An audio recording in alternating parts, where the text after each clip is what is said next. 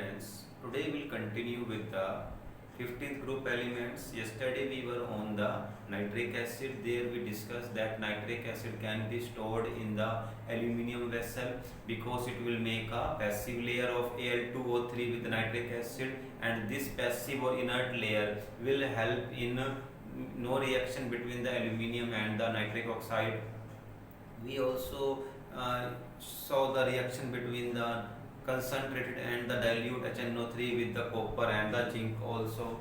So today the last question remaining here is कि देखो आपके पास ये नाइट्रिक एसिड है और ये स्ट्रक्चर कुछ ऐसी होगी N एंड इसको आप ऐसे बना दो OH एंड 2 डबल बॉन्ड. एक ये जो बॉन्ड बनेगा देखो ये सिंगल बॉन्ड है तो कैसे बनेगा इसको जब देख लो आप क्या होगा. देखो इसके पास 5 1 2 3 4 5 आउटर मोस्ट में 5 इलेक्ट्रॉन्स हैं. एक ऑक्सीजन यहाँ पर आ जाएगा, एक ऑक्सीजन यहाँ, एक ऑक्सीजन यहाँ. इसके पास आउटर मोस्ट में 1 2 3 4 5 6 1 2 3 4 5 6 1 2 3 4 5 6. ठीक है. अब देखो इसके और इसके बीच में सॉरी यहाँ गलत हो गया. नाइट्रोजन और इसके बीच में एक सिंगल बॉन्ड बनेगा. एक सिंगल बॉन्ड आप यहाँ बना सकते हो और एक सिंगल बॉन्ड यहाँ. ठीक. अब H है तो H को यहाँ पर लगा दिया और इसके बीच में भी एक सिंगल बॉन्ड बन गया. अब ये जो ऑक्सीजन है इसका ऑक्टेट कंप्लीट हो गया है. देखो 6 इलेक्ट्रॉन थे, एक शेयर यहाँ किया, एक शेयर यहाँ किया, 8 पूरे हो गए. अब देखो यहाँ पर इसके पास 6 थे, एक शेयर कर लिए 7 हो गए, तो एक और शेयर कर लेगा, ये इसके पास 8 हो गए. नाउ देखो इसके पास अब एक इलेक्ट्रॉन बचा हुआ है. ये इलेक्ट्रॉन आप इसके ऊपर पॉजिटिव चार्ज आ जाएगा और ये इलेक्ट्रॉन आपने यहाँ भेज दिया और यहाँ पर नेगेटिव चार्ज आ गया. अब 7 थे, एक शेयर हो गया, 8 पूरे. अब सबका ऑक्टेट पूरा हो गया. ठीक. इस तरीके से स्ट्रक्चर बनती है. तो स्ट्रक्चर ये बनेगी, यहाँ पॉजिटिव चार्ज और इधर नेगेटिव चार्ज. ठीक. तो ये स्ट्रक्चर हुई. अब इसके बाद क्वेश्चन यहाँ पर ये आता है कि नाइट्रिक ऑक्साइड में देखो आपके पास एक तो NO बॉन्ड है, एक NO बॉन्ड ये है. ठीक. NO बॉन्ड और एक बॉन्ड है NOH बॉन्ड. NOH तो दो टाइप के बॉन्ड हो गए. एक हो गया आपके पास NOH बॉन्ड, एक हो गया NO bond. And now see ये दोनों बॉन्ड, इन दोनों बॉन्ड की जो बॉन्ड लेंथ है वो सेम है. और तो ये डबल बॉन्ड नजर आ रहा है और ये सिंगल है. सिंगल बॉन्ड की बॉन्ड लेंथ ज्यादा होती है, डबल की बॉन्ड लेंथ कम होती है, बट दोनों की बॉन्ड लेंथ बराबर होगी. और इस NO ये जो बॉन्ड लेंथ NOH की NO बॉन्ड लेंथ है इससे कम होगी. इस बॉन्ड लेंथ से इन दोनों की बॉन्ड लेंथ कम होगी और दोनों ही बॉन्ड लेंथ इक्वल होगी. तो दो क्वेश्चन आते हैं. फर्स्ट ऑफ ऑल तो दोनों में बॉन्ड लेंथ इक्वल क्यों है, और दूसरी चीज कि वो बॉन्ड लेंथ NOH से कम क्यों है. तो देखो उसका रीजन आएगा रेजोनेंस इफेक्ट. ठीक है. ये हम +1 में डिटेल में कर चुके हैं, यहाँ पर भी ऑर्गेनिक केमिस्ट्री में करेंगे, बट अभी थोड़ा सा समझाता हूँ आपको. और क्या होगा यहाँ देखो, यहाँ पर क्या होगा, इधर से इसके पास 1 2 3 4 5. ठीक. ये इलेक्ट्रॉन्स हो गए. अब ये इलेक्ट्रॉन्स इधर जब यहाँ जाएंगे क्योंकि इसके पास 3 लोन पेयर होंगे. ये इलेक्ट्रॉन्स जब यहाँ आएंगे तो यहाँ क्या बन जाएगा, डबल बॉन्ड. जब यहाँ डबल बॉन्ड बनेगा तो फिर क्या होगा, जो इसके इलेक्ट्रॉन्स हैं वो यहाँ आ जाएंगे, यहाँ क्या बन जाएगा, सिंगल बॉन्ड. ठीक है. तो इस तरीके से क्या होगा, फिर दोबारा से यही होगा. तो मतलब कभी ये डबल बॉन्ड बन जाएगा, कभी ये सिंगल, कभी ये सिंगल, कभी डबल. और इसमें होगा क्या, last due to resonance partial double bond आ जाएगा. पार्शियल मींस दोनों 1 से ज्यादा और 2 से कम, क्योंकि डबल बॉन्ड कभी यहाँ आया, कभी यहाँ आया, कभी इधर आया, कभी इधर आया. ठीक. ड्यू टू दिस रीजन क्या हो गया, यहाँ पर पार्शियल डबल बॉन्ड आ गया और यहाँ पर क्या है, प्योर सिंगल बॉन्ड. अब पार्शियल डबल बॉन्ड की बॉन्ड लेंथ, अब दोनों में पार्शियल डबल बॉन्ड है इसीलिए इनकी बॉन्ड लेंथ सेम है. यहाँ भी पार्शियल डबल बॉन्ड, यहाँ भी पार्शियल, और ये डबल बॉन्ड है और ये सिंगल है. दैट्स व्हाई इसकी बॉन्ड लेंथ कम होगी और इसकी बॉन्ड लेंथ ज्यादा होगी. तो कैसे लिखोगे आप क्वेश्चन पेपर में, सबसे मेन जो आपका पॉइंट रहेगा due to the resonance effect. इसी चीज को आपने बिल्कुल इग्नोर नहीं करना है. Due to the resonance effect in the nitric oxide two NO bond lengths are equal and they are smaller than the NOH NO bond length. NOH की जो NO bond length है वो कम होगी, इनसे कम होगी. Why? Because they have resonance. ठीक, resonance की वजह से इनकी बॉन्ड लेंथ कम हो जाएगी और ये बॉन्ड लेंथ ज्यादा हो जाएगी. तो ये हमारा लास्ट क्वेश्चन था 5th ग्रुप एलिमेंट का. अब हम स्टडी करेंगे लास्ट टॉपिक इस यूनिट का, इस ग्रुप का, और आप खत्म करते हैं इसको आज ही. फॉस्फोरस. अभी तक हम नाइट्रोजन कर रहे थे, आज फॉस्फोरस के कंपाउंड्स कर लेते हैं फटाफट, ज़्यादा बहुत बड़ा नहीं रहेगा. देखो सबसे पहले तो आपके पास पता है हमें फॉस्फोरस का जो सबसे मेन कंपाउंड क्या है, फॉस्फीन. ठीक, फॉस्फीन. PCl5 कर चुके हैं हम, उसकी प्रॉपर्टीज पहले हो चुकी है PCl5 की, उसकी स्ट्रक्चर, जो बॉन्ड लेंथ में डिफरेंस है, repulsion between the equatorial and axial bond, वो सब कर चुके हैं. उनकी जो रिएक्शंस थी हाइड्रोलिसिस की, PCl3 PCl5 की, वो भी हो चुकी है. तो अब हमें आज फॉस्फीन को डिस्कस करना है. अब देखो सबसे पहले तो हमारे पास क्वेश्चन ये आ सकता है, बड़ा सिंपल, पहले कर चुके हैं. नाइट्रोजन से बनता है आपके पास NH3. ठीक, ये पहले कर चुके हैं, जस्ट हम इसको कंपेयर करेंगे. और फॉस्फोरस से बनेगा PH3. तो NH3 और PH3 में से कौन ज्यादा सोल्यूबल होगा वाटर में? बहुत ही इंटरेस्टिंग क्वेश्चन है, बहुत ही जरूरी है. रीजन रहेगा H बॉन्ड, और H बॉन्ड की वजह से अमोनिया जो है it will be more soluble in water. It will be more water soluble because it will make H bond with the water. PH3 will not make the H bond with the water. ठीक है, ये हम कल ये पहले भी कर चुके हैं, जस्ट थोड़ा सा इसको एक दोबारा से रिवीजन के लिए, क्योंकि इम्पोर्टेंट क्वेश्चन था. अब देखो इसके बाद जब हमने PH3 कर ही लिया, अब देखो PH3 के पास क्या है, एक लोन पेयर. ठीक है, तो जैसे NH3 के पास लोन पेयर होता है, ये रहा, और यहाँ से H पॉजिटिव आया, ये H पॉजिटिव क्या करेगा, इस लोन पेयर को ले लेगा. मींस लोन पेयर ने यहाँ अटैक किया, क्या बन जाएगा NH4 पॉजिटिव. इसे क्या बोलते हैं हम, अमोनियम आयन. ऐसे ही यहाँ भी लोन पेयर है, तो ये किस में कन्वर्ट हो सकता है, PH4 पॉजिटिव. तो PH3 जो है PH4 पॉजिटिव में कन्वर्ट हो सकता है बाय डोनेटिंग इट्स इलेक्ट्रॉन. तो नाउ क्वेश्चन इज दिस कि PH3 एंड PH4 पॉजिटिव, इन दोनों में से बॉन्ड एंगल कहां पर कम होगा, कहां पर बॉन्ड एंगल कम होगा. और इसके रिगार्डिंग मैं आपको एक हिंट दे चुका हूं कि वैसे एक जनरल सा एक हिंट है, उससे आपको आइडिया मिल जाएगा कि जहां पर भी इलेक्ट्रॉन कम होंगे वहां बॉन्ड एंगल ज्यादा होगा, क्योंकि इलेक्ट्रॉन ज्यादा होंगे तो रिपल्शन बढ़ेगा, तो वो बॉन्ड्स को रिपल करेगा, तो बॉन्ड की लेंथ, जो बॉन्ड एंगल है वो कम हो जाएगा. तो देखो यहाँ पर पॉजिटिव चार्ज है या चार्ज कोई नहीं है, इस तरीके से यहाँ कोई चार्ज नहीं है, यहाँ पर पॉजिटिव चार्ज है. तो इतना पता चल गया हमें कि PH4 का बॉन्ड एंगल ज्यादा होना चाहिए, क्योंकि इसके पास पॉजिटिव का मतलब इलेक्ट्रॉन चले गए, इलेक्ट्रॉन कम हो गए, बॉन्ड एंगल बढ़ गया. लेकिन इसको आपको आंसर कैसे करना है, देखो इसको समझना ऐसे है, ये फॉस्फोरस, इसके पास ये लोन पेयर, ये P, ये H, ये H, ये H. अब देखो ये भी बॉन्ड एंगल की, ये भी बॉन्ड एंगल, इसको हम बॉन्ड एंगल में ही काउंट करेंगे. इधर से PH4 आ गया, तो PH4 में यहाँ पर H, ये H, ये H. अब देखो हम प्लस में पढ़ चुके हैं, बहुत डीपली पढ़ा है इसको हमने, कि लोन पेयर का रिपल्शन बॉन्ड पेयर से ज्यादा होगा. यहाँ पर चारों बॉन्ड पेयर है, तो bond pair repulsion, bond pair repulsion. लेकिन जो ये लोन पेयर का रिपल्शन है ये बॉन्ड पेयर से ज्यादा होगा, तो ये क्या करेगा, इसको नजदीक ले आएगा, और यहाँ से रिपल करेगा, इसको नजदीक ले आएगा. तो ये वाला जो ये बॉन्ड एंगल, ये है बॉन्ड एंगल, ये बॉन्ड एंगल कम हो जाएगा. क्यों, due to the presence of the lone pair in the PH3. So the bond angle of the PH3 will be less than the PH4 positive due to the presence of the lone pair. तो PH3 में lone pair है, इसीलिए इसका bond angle जो है वो कम होगा. और अगर इसी क्वेश्चन को हम NH3 और NH4 पॉजिटिव के केस में लेंगे तो सेम आंसर जाएगा. जो आपके पास NH4 पॉजिटिव अमोनियम आयन होगा उसका बॉन्ड एंगल कम होगा, और अमोनिया का bond angle sorry ammonium ion का बॉन्ड एंगल ज्यादा होगा और अमोनिया का बॉन्ड एंगल कम होगा due to the presence of the lone pair in the ammonia.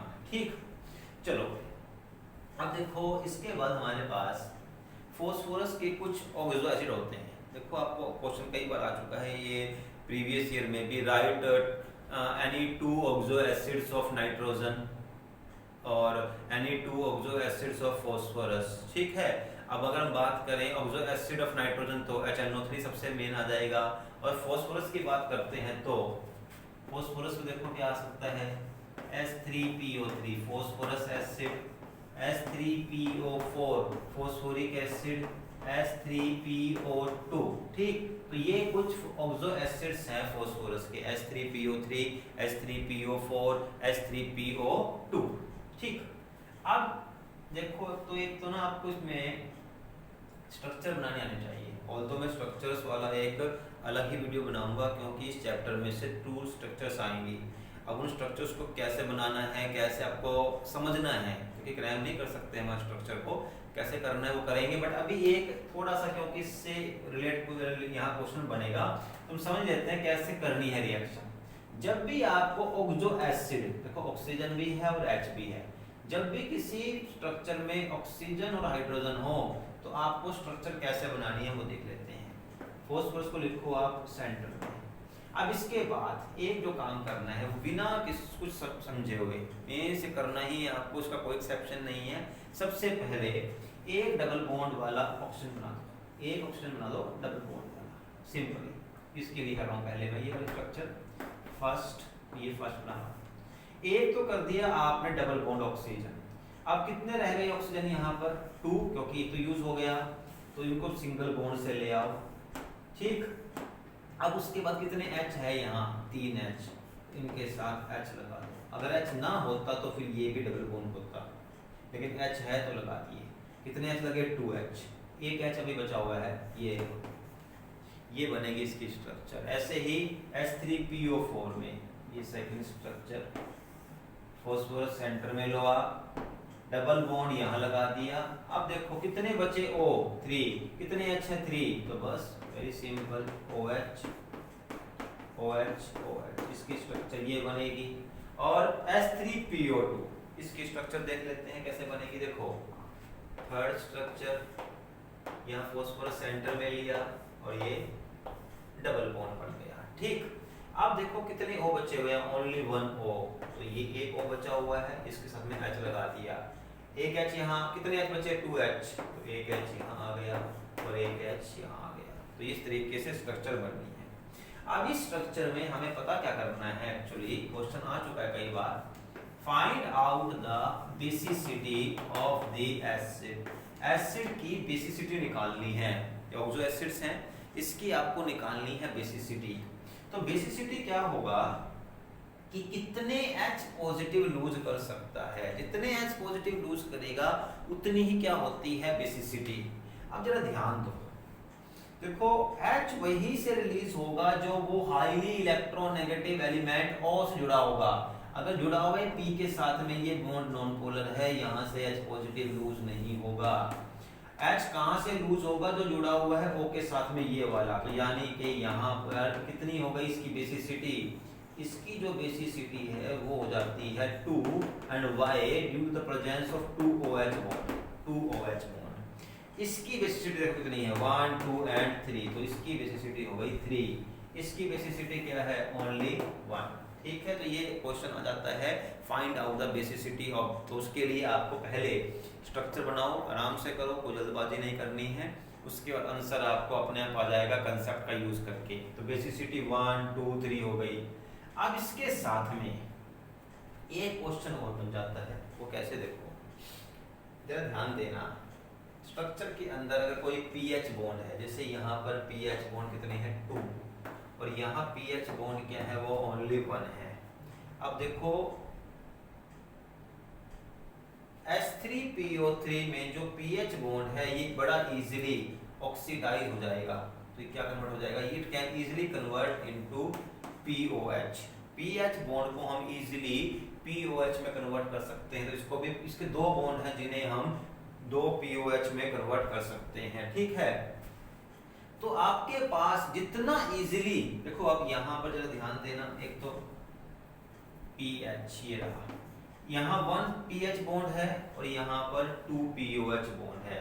तो अब आपके पास क्वेश्चन यहाँ पर ये बनता है कि अगर पढ़ लेता हूं मैं H3PO3 और H3PO4, H3PO3 और H3PO4 में से कौन स्ट्रॉन्ग रिड्यूसिंग एजेंट है, कि कौन स्ट्रॉन्ग मतलब किसकी ऑक्सीडेशन हो सकती है, वही क्या होगा, रिड्यूसिंग एजेंट। तो इनमें से कौन स्ट्रॉन्ग रिड्यूसिंग एजेंट है, तो ये जिसके पास एक पीएच बॉन्ड है, क्योंकि ये अपने पीएच बॉन्ड को किस में कन्वर्ट कर सकता है, पीओएच बॉन्ड में। इसकी क्या हो गई, ऑक्सीडेशन, फॉस्फोरस के पास क्या आ गया, oxidation. That's why it is a strong reducing agent. जिसकी हो सकती है ऑक्सीडेशन वो क्या होगा, स्ट्रॉन्ग रिड्यूसिंग एजेंट। अब इसके पास एक पीएच बॉन्ड था, it change into pOH, so because pH bond in the H3PO3 can be changed easily into POH, it is a strong oxidizing agent। H3PO4 में कोई भी pH bond नहीं है जिसको हम POH bond में कन्वर्ट कर सके, that's why it is not a reducing agent। और ये देखो सबसे, इन तीनों में सबसे स्ट्रॉन्ग कौन सा होगा, ये वाला। इसके पास दो पीएच बॉन्ड हो गए, तो इन 2 पीएच बॉन्ड को हम पीओएच बॉन्ड में कन्वर्ट कर सकते हैं। That's why it is the most strong reducing agent. H3PO2 is the strongest reducing agent out of the oxo acids given here. And एक बात और, देखो आप इसको दोनों ही तरीके से सोल्व कर देना, क्योंकि हो सकता है कि की में कुछ और भी दिया हो, ऑल्दो अभी तक तो ये दिया हुआ है प्रीवियस ईयर के क्वेश्चन पेपर में, बट चेंज हो सकता है, क्योंकि इसमें देखो एक तरीके से हम और भी कर सकते हैं। वो कैसे, ऑक्सीडेशन के बेसिस पर, तो ऑक्सीडेशन नंबर के बेसिस पर भी हम इसको सोल्व कर सकते हैं। देखो कैसे, see here, what is the oxidation state of phosphorus in the H3PO3। देखो 3 ऑक्सीजन है, 6 इलेक्ट्रॉन लेंगे, 3 दिए हाइड्रोजन ने, तो कितनी ऑक्सीडेशन स्टेट हो गई, +3। Here in the H3PO4 oxidation state देखो कितनी होगी, 4 ऑक्सीजन है, 8 इलेक्ट्रॉन लेंगे, 3 दिए हाइड्रोजन ने, +5। H3PO2 देखो अब इसमें कितनी होगी ऑक्सीडेशन स्टेट, यहाँ 4 इलेक्ट्रॉन्स हैं जो लेंगे ऑक्सीजन, 3 दिए इसने, इसकी 1। ठीक, अब देखो ये बिल्कुल भी किसी भी कंडीशन में ऑक्सीडाइजिंग एजेंट की तरह हेल्प नहीं कर सकता। Why, because in the H3PO3 phosphorus is present in the highest possible oxidation state, हम कर चुके हैं +1 में। वो कंपाउंड जब आपकी ऑक्सीडेशन स्टेट इंक्रीज होती है उसे क्या बोलते हैं, ऑक्सीडेशन। जब ऑक्सीडेशन स्टेट डिक्रीज हो जाए उसे क्या बोलते हैं, रिडक्शन। तो यहाँ तो ये ऑलरेडी पहले ही अपनी हाईएस्ट ऑक्सीडेशन स्टेट में प्रेजेंट है, तो क्या इसकी पॉसिबल है ऑक्सीडेशन होनी, बिल्कुल ऑक्सीडेशन स्टेट इसकी ऑक्सीडेशन पॉसिबल नहीं है। That's why it can never act like a oxidising agent. तो इसका आंसर अगर H3PO3 आया तो आपको फिर इसका आंसर ऐसे ही देना पड़ेगा कि why the H3PO3 cannot behave like a oxidizing agent। तो उसमें लिखोगे कि in the H3PO3 phosphorus is present in its highest oxidation state +5, it cannot extend its oxidation state, that's why it can't behave like oxidizing agent, it can behave like only reducing agent। अच्छा, अब मान लो ये दोनों में comparison आया, तो फिर अब आप नहीं बता सकते कि कौन स्ट्रॉन्ग ऑक्सीडाइजिंग एजेंट है और कौन वीक, क्योंकि यहाँ फास्फोरस +3 में प्रेजेंट है, तो ये +3 से इंक्रीज हो सकता है +5 में भी, और डिक्रीज हो सकता है -3 में भी, क्योंकि फास्फोरस की -3 तक पॉसिबल है।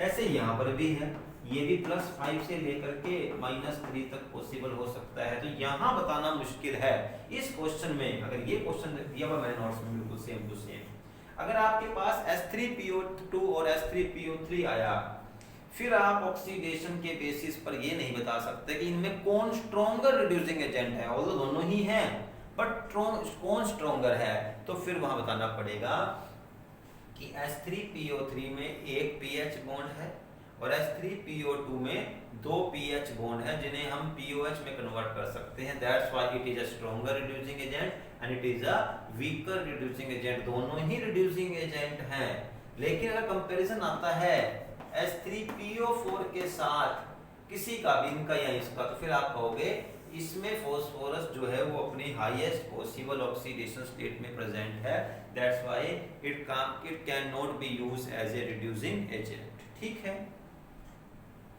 तो हमारे पास इसका ये हो गया। अब इसके बाद एक लास्ट प्रॉपर्टी बची हुई है इनकी, disproportionation reaction.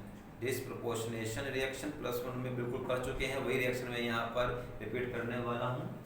Disproportionation reaction H3PO3 it can show, क्योंकि देखो यहाँ फास्फोरस की जो ऑक्सीडेशन स्टेट कितनी है +3। और what is disproportionation reaction? Disproportionation reaction is that reaction in which the same element shows both increase and decrease in its oxidation state, कि एक एलिमेंट का ऑक्सीडेशन स्टेट इंक्रीज भी हो रहा हो, डिक्रीज भी। कैसे? देखो H3PO3 है, इसको हम चेंज किसमें कर सकते हैं, H3PO4 में भी प्लस PH3 में भी। तो यहाँ पर ये 4 लेने पड़ेंगे, ये 3 हो जाएंगे। तो 4H3PO3, 3H3PO4 प्लस PH3। देखो यहाँ कितनी ऑक्सीडेशन स्टेट +3, यहाँ कितनी है ऑक्सीडेशन स्टेट +5, यहाँ कितनी है -3, क्योंकि देखो हाइड्रोजन जो है वो नॉन मेटल को इलेक्ट्रॉन देगा, तो -3। यहाँ से यहाँ क्या हो गई ऑक्सीडेशन, क्योंकि ऑक्सीडेशन स्टेट क्या हो रही है इंक्रीज। और यहाँ से यहाँ क्या हो गई रिडक्शन, क्योंकि ऑक्सीडेशन स्टेट क्या हो रही है डिक्रीज हो रही है।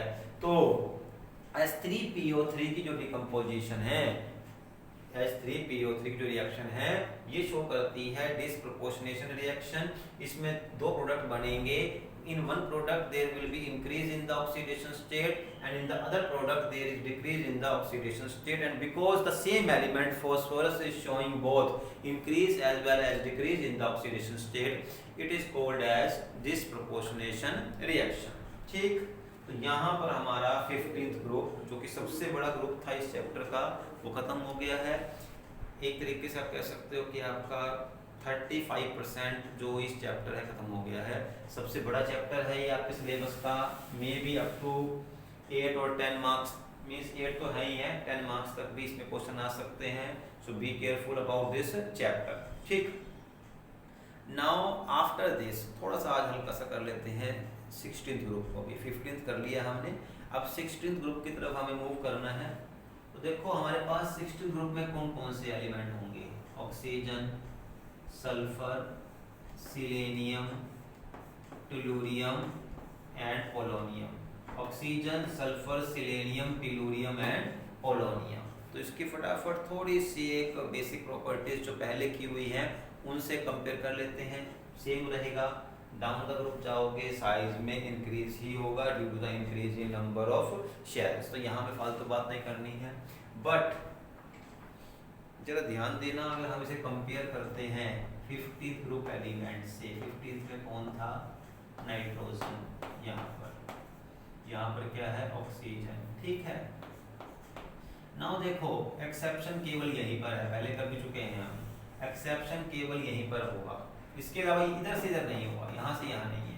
ओनली नाइट्रोजन और ऑक्सीजन में ही एक एक्सेप्शन है कि that while moving from nitrogen to oxygen size should decrease, क्योंकि लेफ्ट से राइट चलते हैं साइज डिक्रीज होता है, why due to increase in nuclear charge, due to increase in nuclear charge. ठीक, बट नाइट्रोजन से चलते हैं जब ऑक्सीजन की वजह से, तो एक प्रोटॉन और एक इलेक्ट्रॉन ऐड होने से जितना पॉजिटिव चार्ज बढ़ा उतना ही क्या उससे फालतू क्या बढ़ गया, न्यूक्लियर इलेक्ट्रॉनिक रिपल्शन। क्योंकि देखो नाइट्रोजन से गए टुवर्ड्स द ऑक्सीजन, तो साइज स्मॉल है इसका ऑक्सीजन का, तो साइज स्मॉल होने की वजह से जो एक इलेक्ट्रॉन आया है उससे रिपल्शन बढ़ी है। रिपल्शन बढ़ने से क्या है, इलेक्ट्रॉन दूर जाएंगे, और साइज क्या होता है, न्यूक्लियस से लेकर के इलेक्ट्रॉन तक का डिस्टेंस, जब इलेक्ट्रॉन दूर चले गए तो साइज भी बढ़ गया। तो नाइट्रोजन से टुवर्ड्स द ऑक्सीजन जाते हुए साइज इंक्रीज होगा। उसका रीजन क्या है, due to the small size oxygen has high repulsion between the electrons, तो ये साइज को बढ़ा देगा। तो नाइट्रोजन से ऑक्सीजन, तो only this is the exception, बस और कोई नहीं है। नाइट्रोजन से towards the oxygen size increase due to the small size of oxygen and increase in the repulsion. Okay, तो यहाँ पर ये बात हो गई। अब इसके बाद हमें जो एक और करना है आज, वो कर लेते हैं ऑक्सीडेशन स्टेट के बारे में। Oxygen, sulphur, selenium, tellurium and polonium. Although polonium is radio active, ठीक है, तो इसके कंपाउंड हम नहीं करेंगे, टेलुरियम तक की बात करेंगे। अब देखो इन सब के आउटर मोस्ट में कितने इलेक्ट्रॉन्स होते हैं? 6। तो अब ये 2 गेन भी कर सकते हैं, तो -2 ऑक्सीडेशन स्टेट, और ये भी -2 शो करेंगे। बट ये 6 के 6 लूज भी कर सकते हैं, तो इनकी ऑक्सीडेशन स्टेट +6 तक भी पॉसिबल है, बट ऑक्सीजन की नहीं है। अब ये क्वेश्चन पहले भी हो चुका है विद नाइट्रोजन, इसी टाइप का क्वेश्चन था, जहां पर कि नाइट्रोजन +5 ऑक्सीडेशन स्टेट नहीं शो कर पा रहा था। तो ऑक्सीजन की जो मैक्सिमम देखो -2 तो है ही है, और ये +2 भी शो कर सकता है केवल एक ही एलिमेंट के साथ। मींस अभी करते हैं इसको डिस्कशन। ऑक्सीजन की सबसे फेमस ऑक्सीडेशन स्टेट -2 है, but it can means minus सबसे ज्यादा इंपॉर्टेंट है इसकी ऑक्सीडेशन स्टेट। अब जैसे वाटर है या कोई भी कंपाउंड, NO2 है, कुछ भी है, O के ऊपर -2 चार्ज आता है, एक्सेप्ट जब ऑक्सीजन जुड़ा हुआ हो विद द फ्लोरीन, क्योंकि फ्लोरीन की इलेक्ट्रॉन नेगेटिविटी ज्यादा होती है ऑक्सीजन से। तो क्योंकि फ्लोरीन इलेक्ट्रॉन ले लेगा ऑक्सीजन से, तो ऑक्सीजन पे क्या आ जाएगा? Positive charge. ये केवल एक ही इसमें एक्सेप्शन है, only and only with the fluorine oxygen will show the positive oxidation state, otherwise oxygen की ऑक्सीडेशन स्टेट नेगेटिव ही होगी, क्योंकि ऑक्सीजन से ज्यादा इलेक्ट्रोनेगेटिव केवल फ्लोरीन है और कोई नहीं। तो जैसे OF2 में कितनी हो गई? +2। O2F2 में कितनी हो गई? +1, क्योंकि 2 ऑक्सीजन 2 फ्लोरीन, तो 1 ऑक्सीजन 1 फ्लोरीन, ठीक, +1 +2, और यूजुअली -2। बट ये +6 तक शो नहीं करता। ऑक्सीजन की ऑक्सीडेशन स्टेट +6 तक स्टेबल मतलब है ही नहीं पॉसिबल। रीजन क्या है? वही रीजन है, देखो इसको एक्सप्लेन करने की बहुत जरूरत नहीं है, और इतना पूछते भी नहीं है, ये मैं करवा चुका हूँ विद द नाइट्रोजन, कि इसके पास वैकेंट डी ऑर्बिटल नहीं है। तो वैकेंट डी ऑर्बिटल ना होने की वजह से आगे फर्दर इलेक्ट्रॉन नहीं जा सकते। अगर हम सल्फर की बात करते हैं, तो सल्फर, सिलोनियम, टेलुरियम, ये -2 से लेके +6 तक। अब देखो +6 कैसे पॉसिबल है? सल्फर की जो नंबर क्या होगा? 2s2, 2 इलेक्ट्रॉन यहाँ कर दो, सॉरी 3s2, लास्ट में क्या होगा? 3s2, और यहाँ पर क्या होगा? 3p4। और जरा ध्यान देना, थर्ड वाले में डी भी आ जाता है, 1 2 3 4, 3d खाली पड़ा हुआ है। कितने इलेक्ट्रॉन है? 1 2 3 4। तो एक इलेक्ट्रॉन जब यहाँ से यहाँ गया तो कितने हो गए? Half filled orbital 1 2 3 4। And we know covalent bond बनाने के लिए सबसे बड़ी रिक्वायरमेंट क्या होती है? हाफ फील्ड p ऑर्बिटल की, हाफ फील्ड ऑर्बिटल्स की। यहाँ 4 हैं, तो इस केस में ये +4 शो कर देगा। और अगर ये s वाला इलेक्ट्रॉन भी यहाँ चला गया, कितने हाफ फील्ड हो गए? 1 2 3 4 5 6, तो ये +6 भी शो करेगा। तो सल्फर जो है वो more than +2 oxidation state show कर सकता है due to the presence of vacant d orbital, and oxygen can't show more than +2 oxidation state due to the absence of d orbital. ठीक है, अब देखो, अब क्वेश्चन ये पूछ सकता है कि why the electron can jump from 3p to 3d और 3s to 3d। तो उसका आंसर आएगा due to the less difference in the energy between the 3p and 3d और 3s and 3d।